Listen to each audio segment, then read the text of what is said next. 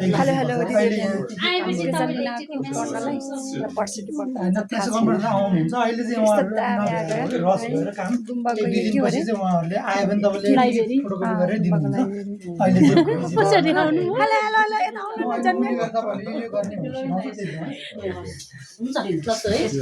चाहिँ धन्यवाद लोपेनलालाई धेरै धेरै कसरी पढ्ने पनि सिकाइदिनु होला अब हामी एकदम धेरै पढ्नेहरू छ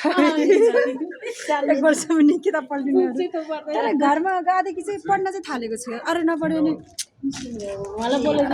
के भन्छ अरे लोपेनला बोलाउनु भयो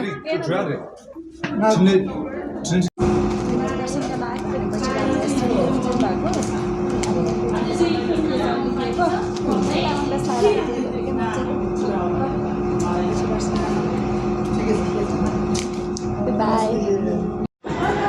धेरै पढ्ने नि धेरै पढ्नेहरू है हेलो